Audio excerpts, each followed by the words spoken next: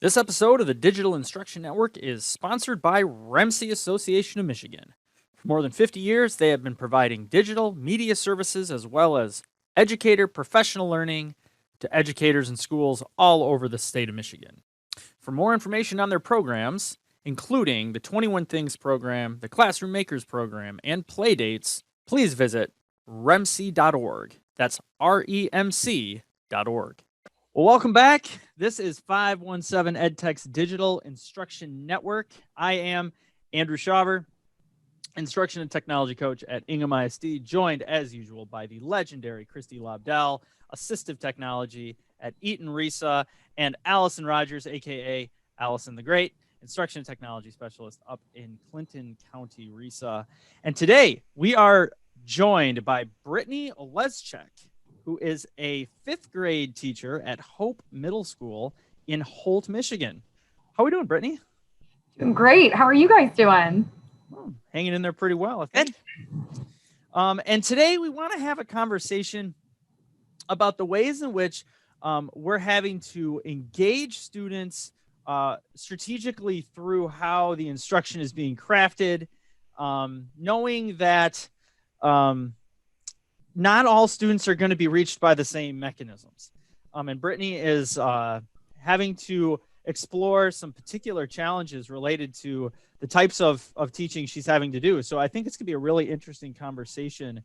So what we're going to try and get through today, we want to talk about how Brittany has readjusted her instruction, knowing that she was having a fair amount of success prior to the pandemic and wanting to see that success continue given the realities of teaching in her situation.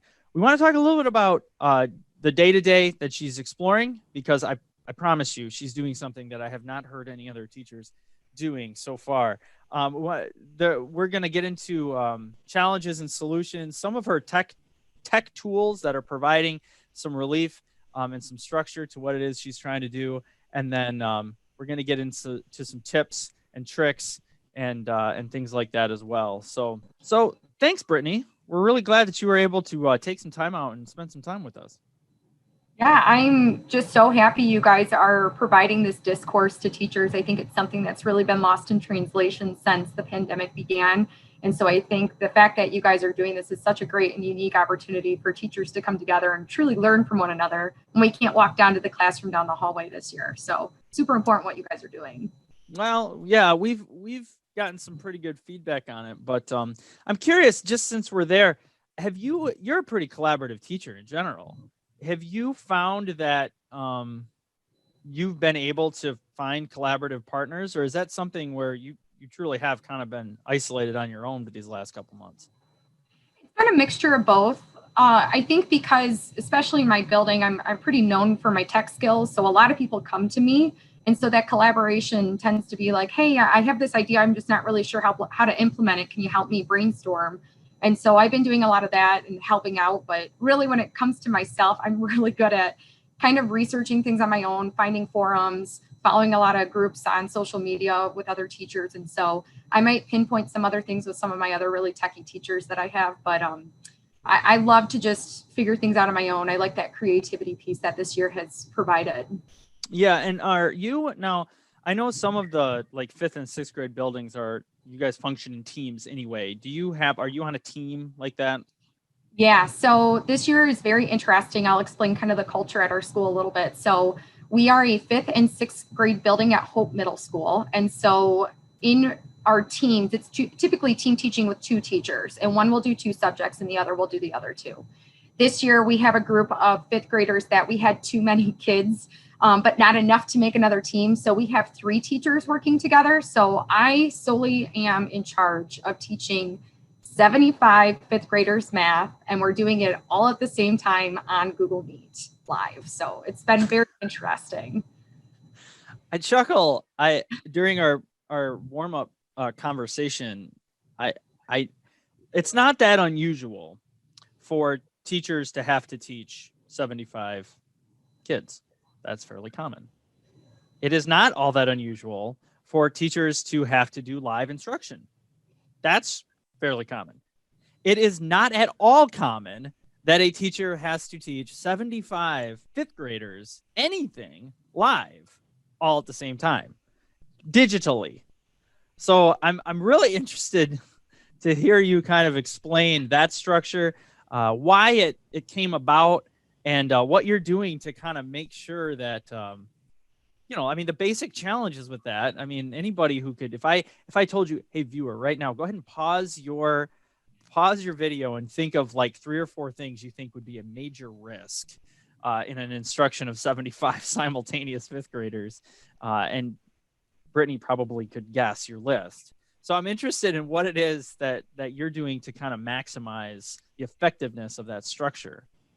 Sure. So first and foremost, another thing I love about our structure is the fact that we are given so many hours in a school day, but we were allowed to come up with our schedule ourselves. Now, our district recommended that students at a certain age only be on for so many hours a day live. In between that should be some independent time, some breaks, got to account for lunch and everything else. So when we were trying to figure out our schedule and make it fair for kids, they have 3 different teachers. One of us teaches math, me, another one teaches ELA, and the other one teaches science and social studies. So if we each took an hour out of that day, that's already putting them up to 3 hours of live instruction on top of they have to be accounted for their enrichment class. They have health classes for Michigan Model. They also have academic interventionists, special education. So we can only take up so much of their time during the day, on top of the fact that we pull small groups of students, and that kind of helps to combat the 75 live at the same time. So throughout the week, I see all 75 students for 1 hour every single day. And so then beyond that, we pull testing data and put students into small groups. So they will actually come see me for an extra 45 minutes of live instruction with me in a smaller contained group, to either push them in school skills that they need, or even focus on lagging skills that they are lacking right now in math. So yes, we are doing these big groups, but we also are making sure to focus on smaller group instruction too, because those students need that one-on-one support from us. How often do they join you for small group? Yeah, so we have, it's once a week that they join me for the extra 45 minutes. And so one day a week, they'll go to math. Another day, they'll go to their science social studies teacher, who is sometimes teaching lagging math skills or ELA skills, depending on what she's needed for that week. Mm-hmm. I'll go to their ELA teacher another day. So they get 1 day off of small groups per week, but a lot of them choose to come to our group again if they need extra math support or whatever the case may be. So it's up to them how they choose that day off. As you've been rolling out this whole process, I guess, since March, and figuring out your schedule and kind of just finding your groove and what works, can you talk to us a little bit about some of the challenges that you face? I mean, I think some of them are pretty obvious, but challenges that you personally faced, and maybe some things that you tried that you found success with, and maybe even some things that didn't quite work the first time, and then how you tweaked and altered them to get it to where you want it to be. Yeah, absolutely. So in the spring, obviously, it was all about giving grace, not putting too much pressure on kids, giving them some stuff to do, but nothing like what we're doing now. And me and my background, I just finished my master's in ed tech. So for me, everything I've learned about online education and virtual learning is nothing like what we're doing now. So to prepare myself this summer, I kept thinking to myself, okay, I'm going to make sure that I start putting some stuff online as best that I can, that it translates. Because at the same time, what the whole goal that most districts are trying to achieve is take what you're doing in the classroom, try to mimic it the best you can online, which isn't possible. So how can we do that in a way that's effective? So something I always do in my classrooms, just all the time, whether we're in person or not, I have notes that our kids go through with me interactively every single day for our new lessons. So this is something that would not change. I made sure to streamline it so it's working online as well. So anytime I have a new lesson, we are taking notes together. I actually have kids hold up their notebook and we take a screenshot so I can make sure that they're actually writing down their notes. Because let's face it, with math, if they don't have the resources right in front of them, they're not going to remember. They need that guide. So that's something we do every single day together. On top of that, now, that is the only thing I sent home other than whiteboards. So then I kept thinking to myself, that's great, but what do I do if a kid is absent? What if they're having tech issues? What if I am? So then it started getting me into the process of how to shape my classroom online. And obviously things have changed over the past couple months where I streamlined it a little bit more. But if you guys, I can show my screen and then I can kind of walk through what I've been doing. That'd be fine. There's two goals that you've stated out front, which is like, first things first, if I'm going to teach this way, whether it's 12 kids or 75, they've got to be actively engaged. They've got to be doing something the whole time. As soon as I ask an 11-year-old to sit and do nothing and watch the screen, you can count on them not learning much. So we've got to give them something so that they're actively engaged, and then hold them accountable for staying actively engaged. And that's the workbook. But the packet has a secondary effect, as you were saying too, which solves the problem of them now having a model for them to refer back to. So I'm going to model this. I'm going to ask you to say actively engaged, and then the engagement that you have is going to leave behind a relic of that learning that you can then lean on when you're trying to then take the next steps when I give you some more independent work. Exactly, precisely. And you know, what's interesting, like even I go back to my notebooks from previous years, and that was kind of my baseline of, okay, how am I going to do my notes this year? And because of that distance virtually, it made me realize just how important the transparency is. When I'm writing steps to problems, it needs to be exact, precise, as detailed as possible. So I feel like this year has actually forced me to be a better note taker and teach my kids how to take better notes because of that whole obviously issue. You can take entirely less for granted. And that's been a fairly consistent theme across most of the conversations that we've had, is teachers saying, I can no longer take for granted that I can give sloppy instructions and then just clean it up later. Like there's very little opportunities to clean it up later. So I got to communicate it right the first time. Yeah, and that's so truthful. And that's what kind of takes me to my Google Classroom. Now, this is the platform that our district has asked us to focus on this year using Google Classroom. And so I would say I've become a pro at it. How I just have mine set up, I have extras for early finishers and any resources kids might need for math and technology. And then I just have my weekly updates. I love having a today's section so the kids know exactly where to go. Once again, transparency. They don't have to think and guess which day is what.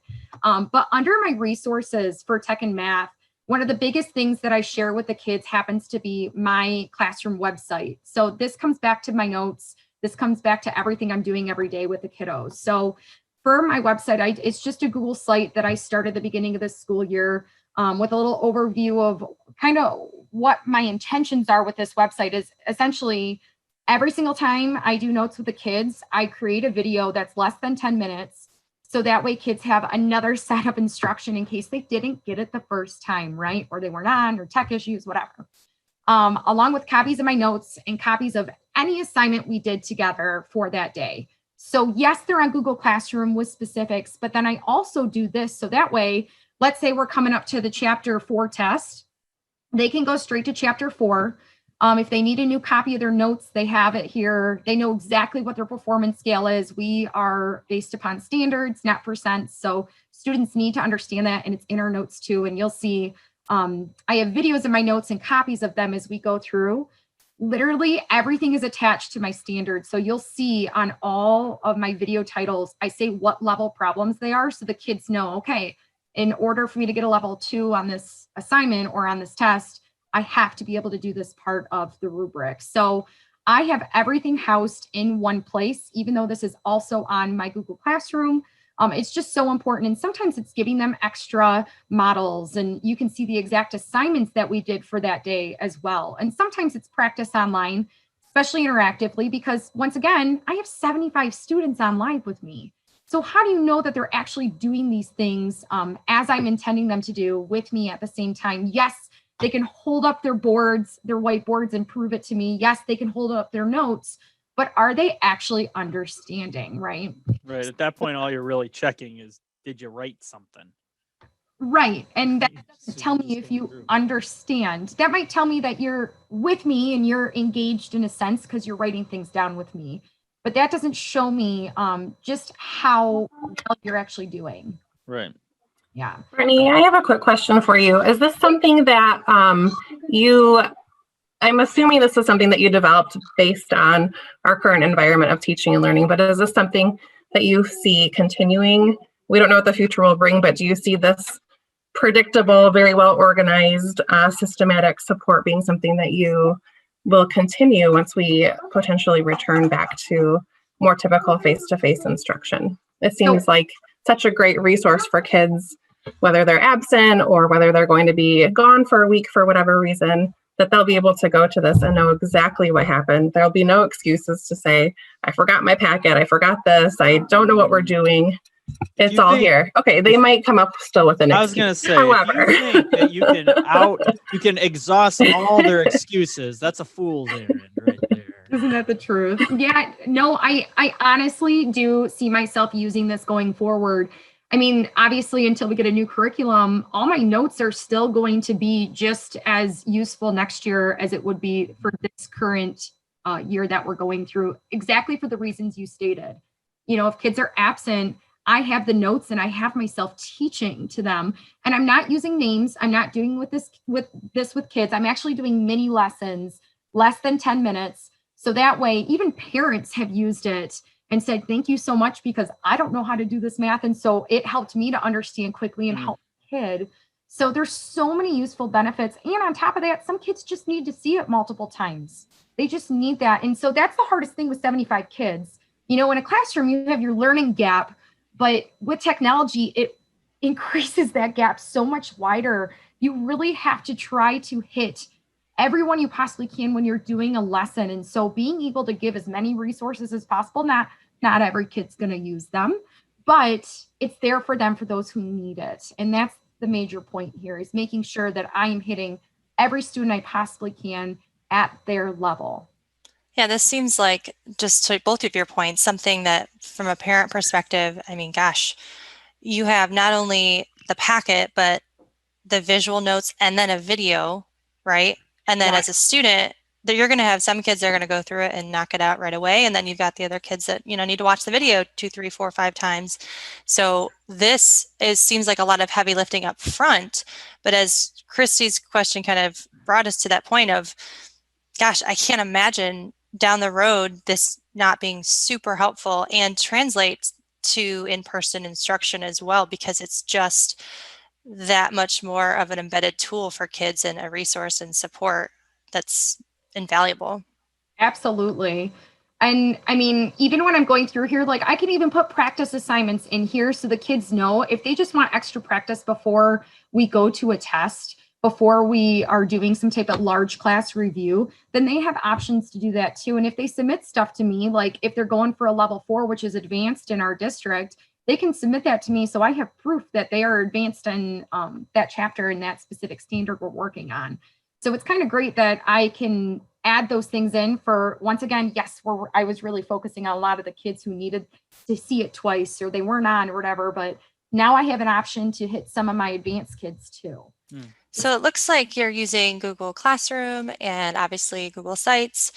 And then just kind of peering into your next tab over, I'm wondering if you could discuss some of the tech tools that you're using for the actual interactive lessons and just the engaging instruction that you're clearly utilizing. Yeah. So Nearpod, I would say, is the #1 tool that I would recommend any educator using online learning right now. I have never found a tool that has been so beneficial, and everybody has different opinions. You know, some people really like other sites, but for me, there is just so much that I have gotten out of Nearpod. I have a gold subscription, which means I can have 75 students live with me at the same time on it. And if any teacher wants a live subscription like that, if they have a lot of kids, they can actually get a free account just by making a lesson on their Nearpod, and they have free accounts too. But making a lesson and you submit it to them and you attend one of their free PDs and you get a gold subscription for 6 months, which would take you to the end of the school year. Just saying. So Nearpod, just to give you a little background and walk you through this process a little bit. It is an interactive website where students, you can teach live, they can take assessments, any of those things. And you can kind of start with the background of it being like a Google slide or being very similar to a Prezi or a PowerPoint, only way more options for interactive things for students to do. So first and foremost, they have a library. It's free. You can actually take other people's lessons and manipulate them to work for you in your classroom, or you can make your own. So I just have a couple, and when you make them, you can do live participation through Zoom if you'd like. You can just do live participation, which is what I do with Google Meet since they don't have that option. And then student pace. So a lot of the teams, I will post these after class for any kids who are absent, and they can still go through my lesson for today. So just when I preview this, so I can show you this tool a little bit better. So this is just the preview. We went over decimal division. Literally, I did this one on Thursday last week. So we were going over decimal division. So on here, we went through and just did some practice tools together. This is their drawing tool. And so I gave them a problem after we had gone through the lesson, took the notes, practice problems. And then the next day is when I introduced this Nearpod, right? So it's just a problem here. And you can actually take the drawing tool and draw all over the page. And so, yes, you're using a cursor, but I promise it's actually not that bad. And if kids complain, the best part is there's this option where you can take pictures, and I can't do it because I'm using my camera right now, but there is a picture option where kids can take pictures and it will come up on their slide so you can see their work as they're going, right? Mm-hmm. I just had a couple pieces here, a couple problems I asked them to walk through, and you can set a timer so they have so much time to go through it, right? And I never know how many problems we're going to get through, so I always put too many up. But then you can have a collaboration board. So like, what is your number one tip to give someone who's struggling with placing their decimal? And who knows what they want to put, but I'll just put high so you can see what it looks like. It's very much like a cork board of ideas. So every kid can see this. You can like each other's ideas. You can actually add pictures. So it makes it so much more interactive. Kind of reminds me of a Padlet a little bit, just really highly interactive. And then you can put polls and stuff too. So again, my learning standards are important. So I always constantly ask the kids to rate themselves where they feel they're at. And what's great is I get all of the data for this. So when I go to meet them for their small group time for 45 minutes, I'll see, okay, like Joey said he was beginning. So I clearly need to go over this again in small groups and reteach this in a different way. So maybe it can make more sense for him. So I can see all that stuff on my end. And so because I used it last Thursday, I took some screenshots so you can see what it looks like from the live perspective. So this just happens to be a quick screenshot of what it looks like live. You can see every single kid's screen name. And I always ask them to just put their first name. And sometimes, here's Carter, Soccer Boss. Soccer Boss 3.0. It's very important. So they go through and they can answer their problems, but you can see some of them took the pictures and uploaded them, and others use the drawing tools. But it's great because I can see like, all right, Nathan, like, let's get going, man. What are you waiting on? Like, we're waiting on you. What are you doing? So if kids didn't do anything in class, I have proof now, but I can also push them to be like, come on, like, we're here, use this time wisely. I need to see what you can do. Even if you can only set up the problem and do the first step, show me that. And that's thing, a lot of kids in this whole progression of online learning, it's like if they can't do it, they don't want to do any of it. They won't even want to try. So trying to get kids to just show me the steps you can do, because when you get stuck, I'll know where to go next. So as a teacher, you have the option to actually clear out the names so they can be completely anonymous, or you can leave them up. Now, the point of that is if I'm sharing my screen with the kids, then no one knows each other's work, right? So then if you want to share a student's work, this is what it looks like. You just click on it and you can click share. And again, you have the option to take the name off so no one can see it, or you can leave the name on. So a lot of the times I'll have a kid share what they did. It'll be sent to all their screens. So we'll walk through the steps together. I'll ask them to check out their work and the students' work just to see how they did. Or I might put in an anonymous problem up there from a problem that was worked through with a student and just say, did they get it right? And do some analysis. I can imagine that being really helpful to encourage those students that maybe are uncomfortable or not confident with their answer, or just not confident, sharing their work in general in front of not just their classmates, but like a live virtual audience, right? And so that might break down that barrier of, gosh, I wasn't really sure about this. They're more likely to really show their misconceptions or misunderstandings or true learning if it's, set up in a safe environment such as that, which leads me to my next question. How do students feel about Nearpod, and how did you get them to kind of get to a place where they feel comfortable and confident to use this technology? Because I would imagine the first time you rolled it out, just like with any sort of tech tool, there's going to be some glitches and a bit of a learning curve for everybody a part of it. Yeah, great question. So obviously kids had to be very confident with their tech skills to be able to use a program like this. So throughout the year, it started with, okay, I need to see students' work. I need to be able to process it and look through it and see the mistakes they're making. How do I get them to prove themselves? So it started with them taking pictures of their work and uploading it to Google Classroom, or taking videos of their work on Flipgrid. And so some of my kids love at least one of those two options. And any assignment that they have to prove their work, I still allow them to turn in their stuff that way, because they feel really confident with those two tools. And that took about 2.5 months into school for them to get down and understand how to use it. I think that's really powerful to mention, that you weren't just out the gate rocking and rolling with Nearpod, that it took some time, not just for you, but for students to get acclimated with it, because otherwise they're just constantly trying to learn a new technology tool, and then that gets in the way of showing their learning of the content. So it sounds like you've really scaffolded that really well for them. Yeah, I think that's an important thing to remember. Like, I'm someone who's really confident with my tech skills, but students are not there yet. I mean, this year they have sharpened their tools. They know computers like none other right now. But when we were starting, I mean, even just checking missing assignments, finding the classwork tab in Google Classroom, opening up a second link, I mean, that was really challenging for them. So it's really important as teachers to remember, it's great to use technology and all the tools you have, but you have to use it appropriately and scaffold until the kids can actually be successful and it's not hindering the learning experience.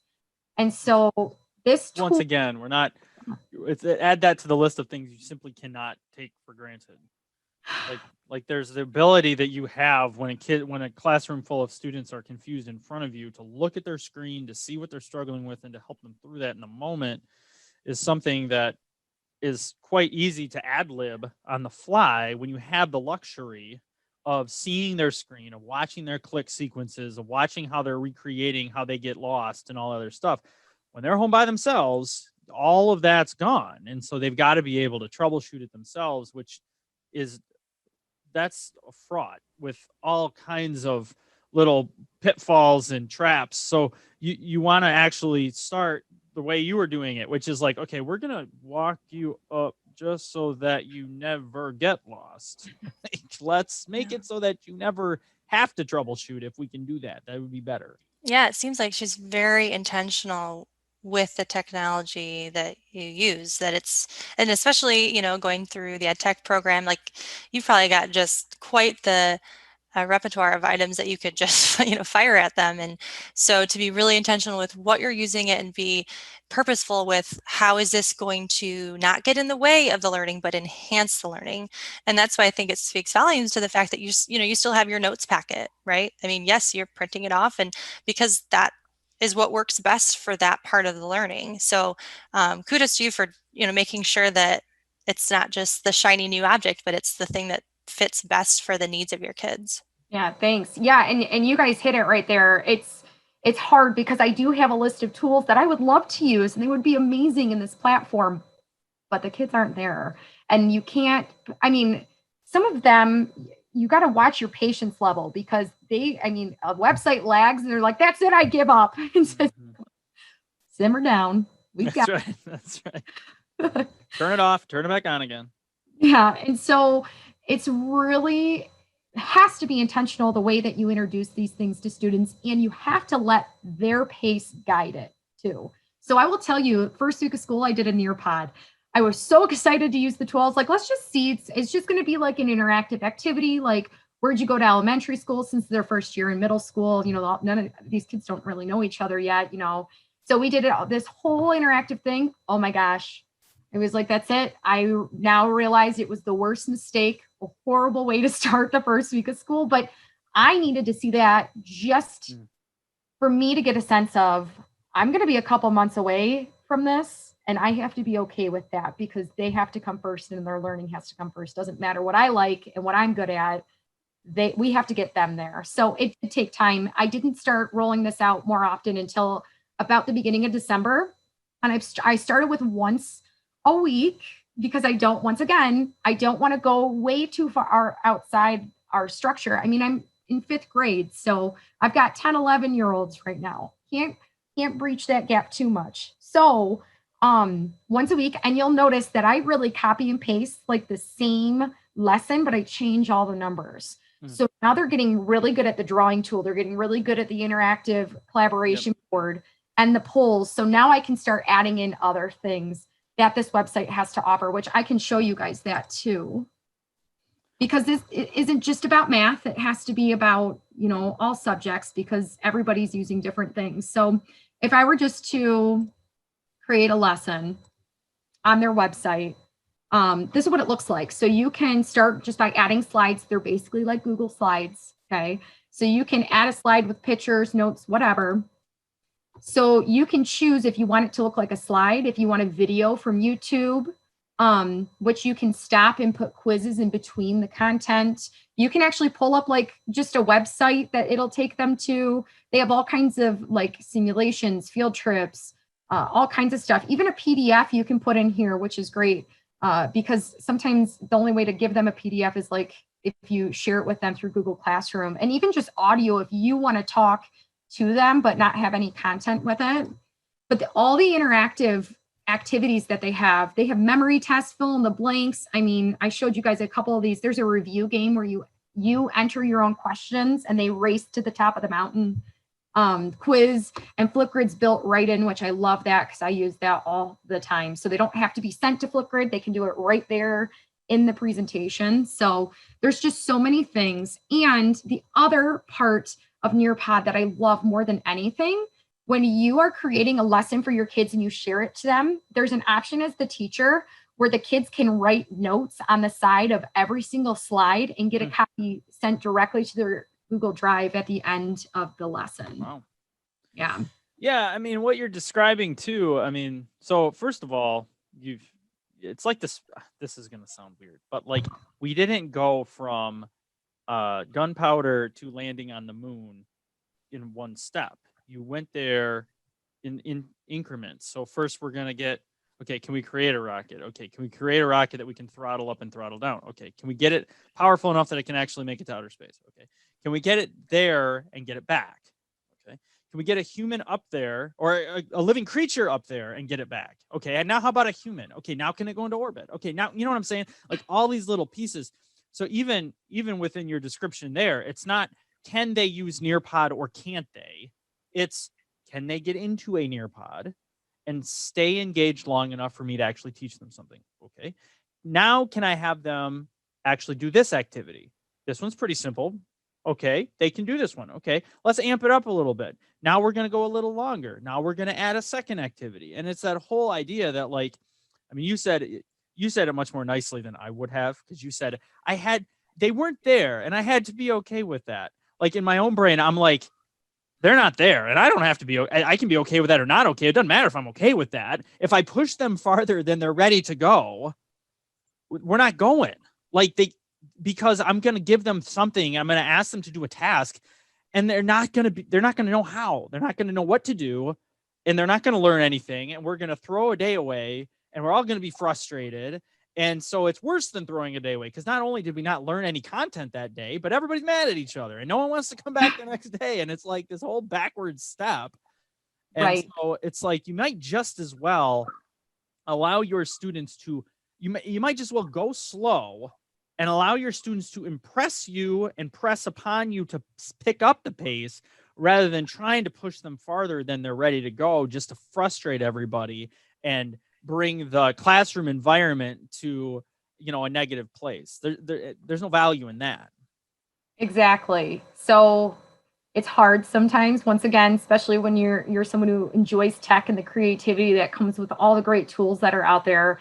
It can be really hard to pull it back a notch or two. But again, I have to let them guide me. I have to let them guide every single day. And sometimes it changes on a spot, you know, like I did that exact Nearpod last week and I realized they were not ready for the next lesson. And so I stopped what I was doing and I retaught, and I'm reteaching it all this week because they were not ready in the content and it had nothing to do with the tools. And it was funny because I was sitting back going, gosh, some of these kids are not even like setting up the problem, what's going on. And I was like, hey guys, if you're having a hard time, will you write on there, like, I don't know what's going on. So I know it's not the tech tool, or tell me if it's the tech tool, because I need that communication, know how to plan. And, you know, they're writing on there like, no, it's just the math, Miss O. Right. I can. It sounds like you're fine. you're so flexible with your teaching, which then enhances the ability for you to be able to be engaging and for students to, you know, feel like they're there and they're with you. Because that transparency piece of saying, gosh, like that was a hot mess today, or we'll try a different tech tool tomorrow, or gosh, guys, how do you feel about this? You're creating buy-in for one. And two, you're modeling the kind of trial and error behavior that you would want to see from, you know, perseverance from your students. So that's huge. I'm curious if you have kind of maybe specifics or just in general, like tips for teachers who might be struggling with getting that engagement piece from students in a virtual setting, which I know is a tall order in general, right? Especially when you've got younger kids. But do you have any tips or tricks or go-to resources or just lessons learned for those folks that are maybe kind of getting to the point of frustration with this? Yeah. So my biggest piece of advice, and I tell my kids this every day, patience is a virtue. You really need it with technology because it's never going to go your way, and it's okay. And then on top of that, don't be afraid to try new things. I think that as teachers, especially right now, there's so much pressure to be as perfect as you can be online. And there's no such thing as being perfect in the classroom. So it's okay that you're not perfect online. You're not going to be, and it's okay. And that's teaching and that's life. And that's a good lesson for kids to see too. So try things out and ask your kids how they're feeling. Just reflect on every single lesson like you would as if you were in the classroom. I think that's the best key, because there's sometimes I have to sit back and write. If we're in the classroom, you think, how'd that lesson go? Did the kids understand the content? I did an exit slip. I'm going through it. You know, it's great. But you also need to do a separate one on the technology. And that's the biggest thing right now. You're not just reflecting on teaching, you're reflecting on your use of technology and if it's actually working, if it's engaging the students. How do you know? If you have no idea, how can you come up with a process that will show you if it's engaging students? Because if you've got a bunch of cameras turned off, how do you know? So that was the problem I was having. And so when I asked them to hold up their notes and show me that they were actually following along, that's great. But again, that doesn't show me if they're actually with me in the lesson or not. So then it turned into, okay, well, at the end of class, send me a picture of the problems we practiced out of the book, and then I'll know that they're engaged. But again, that's not showing me in the moment. Mm-hmm. It's not allowing me to fix, you know, mistakes in the moment or reteach maybe something that I said incorrectly and 17 kids are all doing the problem wrong and I didn't even catch that I said it incorrectly. So I figured that out in the moment. And so finding a tool that works for you. Nearpod is what I love. A lot of other, and math's hard too, because you need to see the numbers. You need to see them work through the problems. So, you know, if you're using Whiteboard FI, if you're using Pear Deck, if you're using Flipgrid, that's great. But are you able to see that engagement in the moment? And if not, and you find a tool at which you can.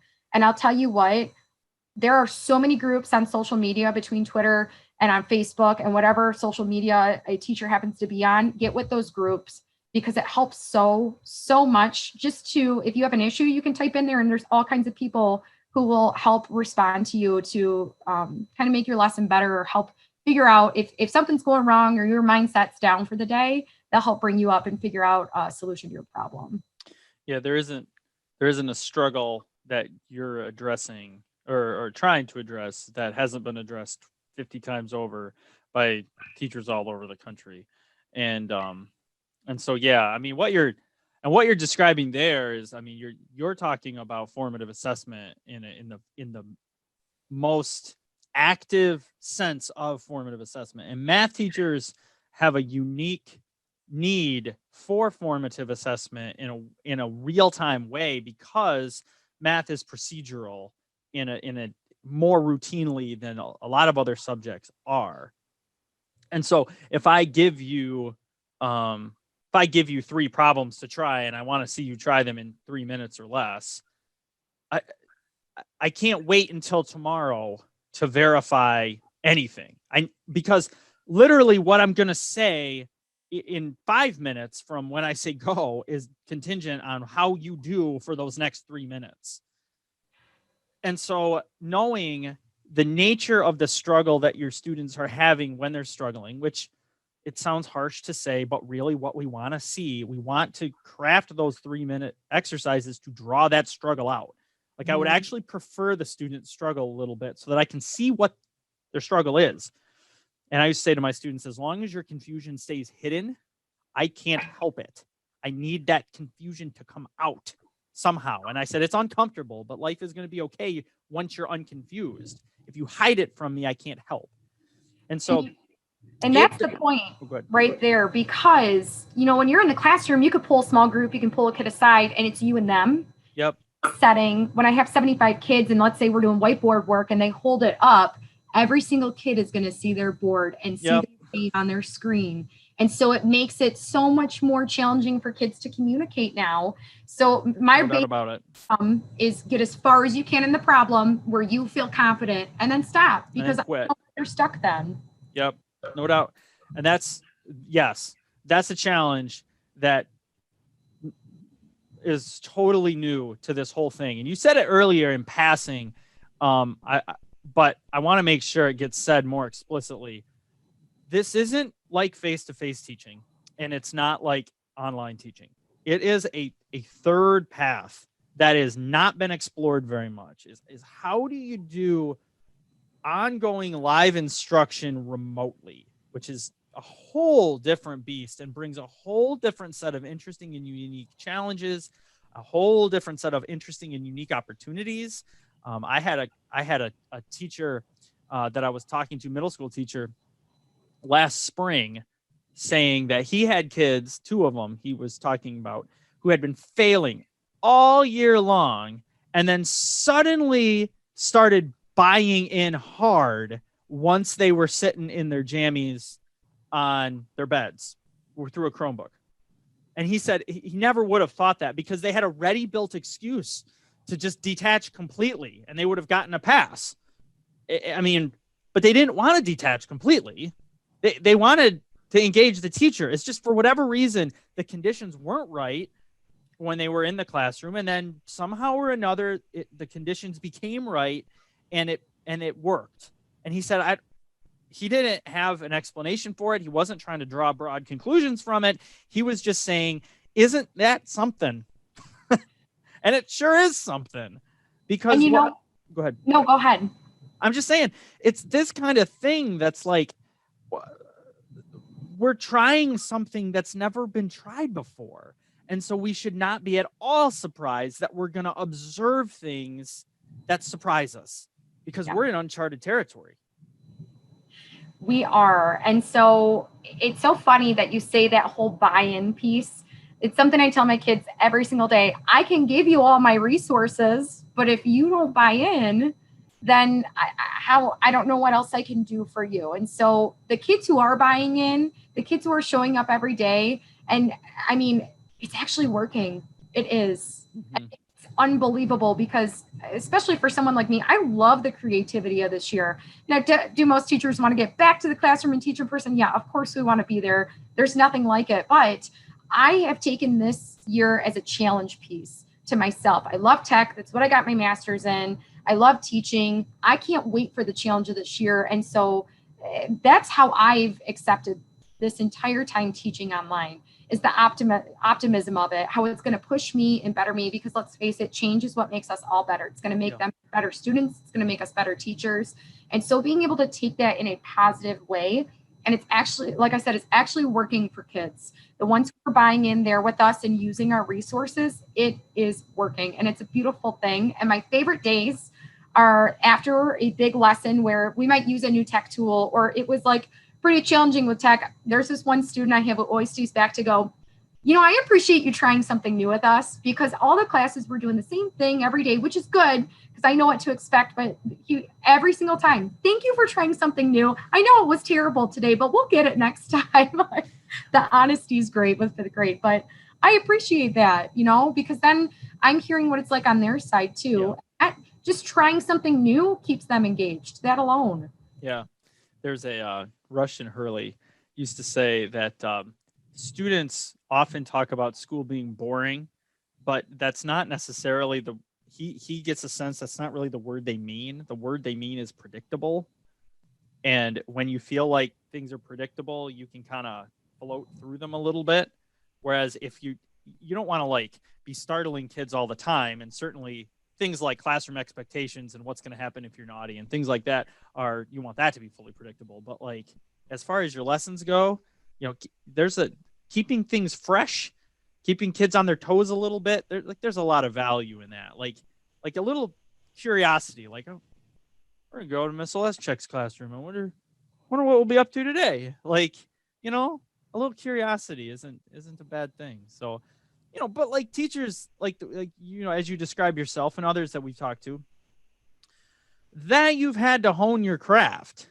I mean, there's a lot, and I don't mean to sound like I'm limiting the skill set of a teacher because it's super broad, but like when you consider how much, if you build relationships well with kids, if you connect well with kids, you bring some enthusiasm, and you know what you're talking about, and you're fairly well organized, you can in a face-to-face setting, you can do most of what you need to do because the kids are gonna connect with you fairly well.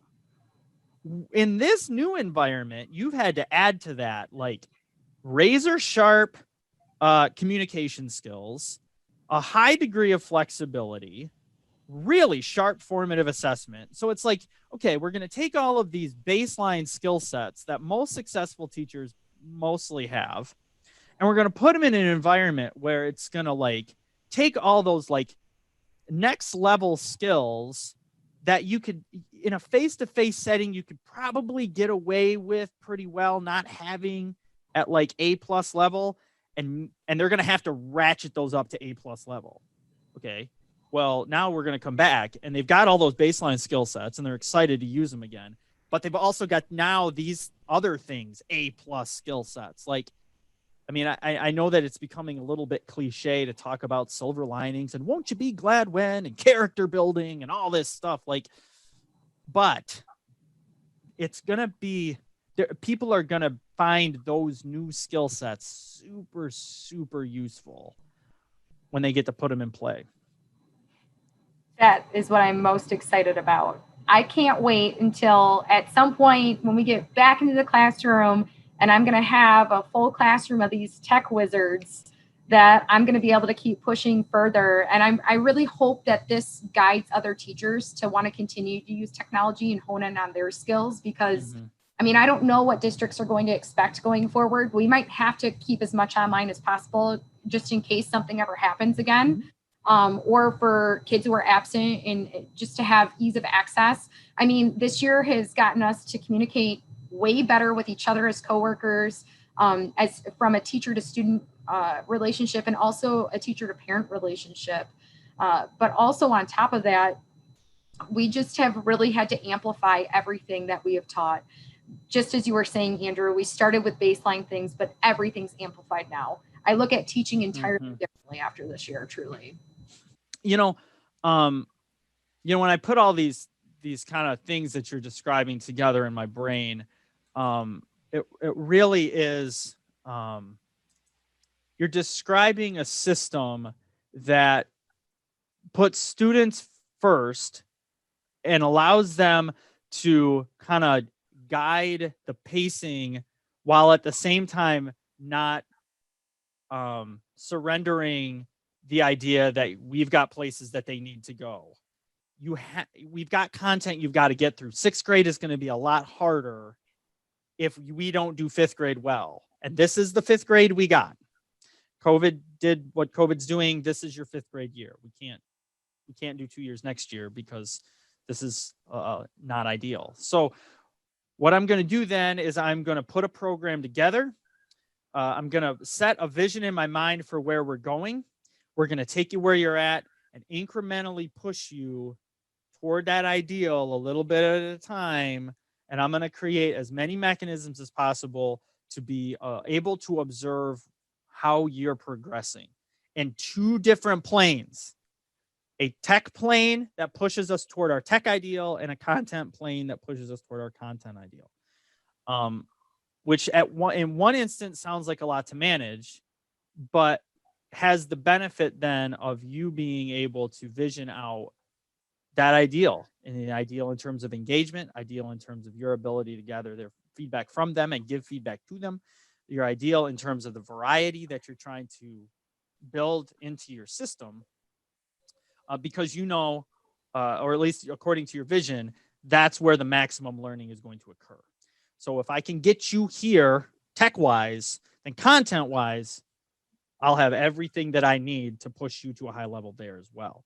We can't wait for that. So we got to do both at the same time, but we got to get here. And I think that clarifying that vision and being intentional about how you're pushing them is a unique thing. I think that there's a lot of really, really good things going on there. So way to go. I really, really appreciate you being willing to come on and share all that with us. Okay, Christy, want to wrap up? I do. I just want to say thank you for being here, but I just really appreciate how what I'm seeing here is just this huge balancing act. And I mean, teaching always is, but now that we're online, there are so many other components to add to this. So you aren't just keeping the skill set that you already have and that the students came to you with, but now you have added all these components. You've monitored each step of the way, kind of like Andrew was saying. And I think what's going to come out of this as a teacher and as a student will be huge growth, not just in your content.